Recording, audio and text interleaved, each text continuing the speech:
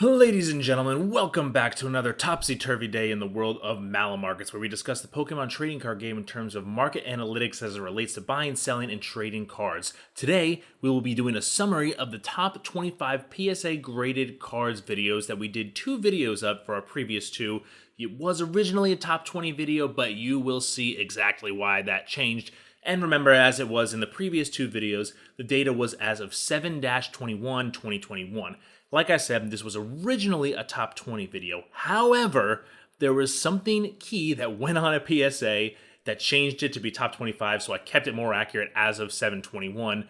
And remember, if you want to go back and watch those original 2 videos, they're available here on the channel as well. So, just a quick recap here. Let's go through numbers 11 through 25. Now, I added 25 and 24 here. They weren't originally in the 2 other videos, just because, well, 25 is a nice round number. So we added the Ninetales and the Dark Charizard. They're both by Ken Sugimori, by the way. First edition on the one. If you want to subscribe as well, that would really help us out and let me know that we're doing something cool and you guys find this useful, so please consider subscribing to the channel. But here are 25 through 19.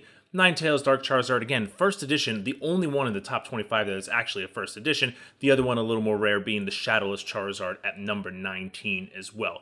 Ninetales, Dark Charizard, Gyarados, the Hidden Fates Promo Tin Charizard, Charizard Base Set 2, Mewtwo Unlimited, and then the Charizard Shadowless coming in there hot at number 19 as we move now into the rest of the top 11 through 25. We have the Hidden Fates Charizard, Darkness Ablaze VMAX Charizard, the Charizard Promo for Champion's Path, Mega Charizard, Reverse Hollow Evolutions, jeez, people like Charizard, I guess, who knew? Porygon, cool Porygon I should say, Hungry Snorlax, and then from Champion's Path, the Shiny Charizard V, which is the same as the Champion's Path promo.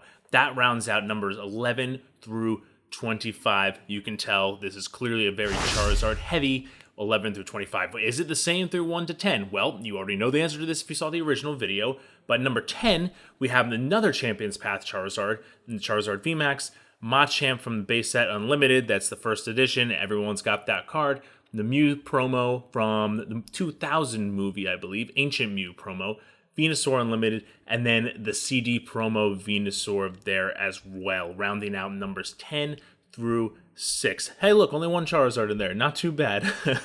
And going into the rest of the top 5 now, we have Blastoise, Blastoise again, Charizard, and oh my god, you guessed it, enough already with the freaking Charizard. Glitter and Celebrations for Charizard. That is the base set unlimited version of the Charizard. Again, if you want to see the full detail with all the information, including the artists, you can see the populations here on the screen as well, but all of the full information for each one of these is in the previous 2 videos. I'll link to that at the end of this video in case you want to go back. But now we are going to dive directly into some summary and observations as it relates to the top 25.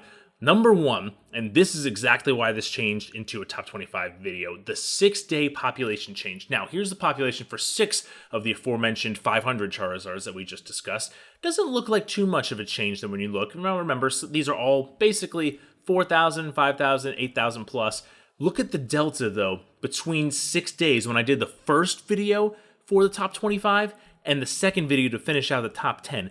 This is how many of these cards were added to the PSA population for each one of those. Now, that may not look like a lot, but trust me, it is a freaking ton if you think about this at an aggregate level. So if you go all the way from the 203 down to the 75, which is at least, and assume a 5-day work week for PSA, basically depending on the card in this grouping right here, that's 15 to 40 cards per day, only for these 6 cards. Now, granted, these cards are, of course, pretty popular as far as cards go. Obviously, we're talking about the most graded cards at PSA here. But now multiply that out by every other freaking Pokemon card imaginable and add sports cards, which likely have a similar change in this too. And you can see that population change is massive. It shows you exactly how backed up PSA is and why they have had all these price increases and all these, shortages and backlogs and all that not so good stuff. Next observation here. Out of the 10 different Pokemon, there were 10 different Pokemon in the top 25. 14 of those 25 were Charizard. Yes, Charizard, celebrate, shake your booty, shake it like a Polaroid picture. However you want to shake it, just shake it. Charizard clearly dominated this whole top 25 here. Wasn't even close. And of course, not a single Pikachu. I was shocked that there was not one Pikachu in the top 25 most graded cards, especially because if you look at the most popular Pokemon, usually people would say Pikachu, if not Charizard. So I was shocked to see not one in there. Now we look at the artists as well.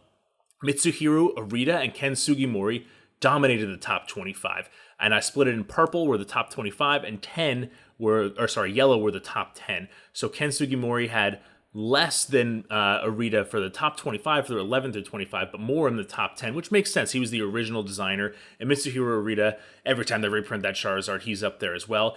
And we also had some modern artists get involved as well with AKY CG Works and 5-band graphics. Now, another thought that I was interesting to compare here was the promo total versus set total. So 16 of these came from a regular set, meaning base set, Team Rocket, etc., whereas 36% or 9 of them were actually promo cards. So that was interesting to me to see. And those, again, promo cards include, from the Champions Path ETB, from a movie, from a CD, and then from the 2-player starter set for the Machamp. And again, you can see more details about these cards in the original videos we did of this.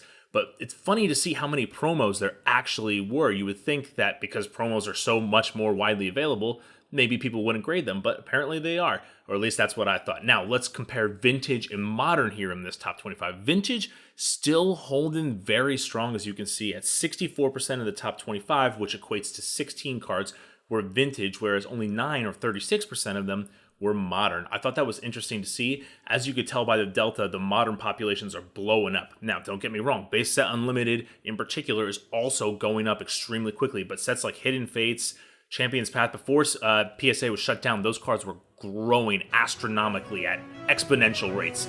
Now, in conclusion, will Pikachu get redemption? How will these change? My thought is the Modern will continue to overtake Vintage as it goes on. Oh my goodness, there's a typo. Share your thought in the comments. Singular. No, I meant plural. Oh my god. End the video, please. See ya on the next one.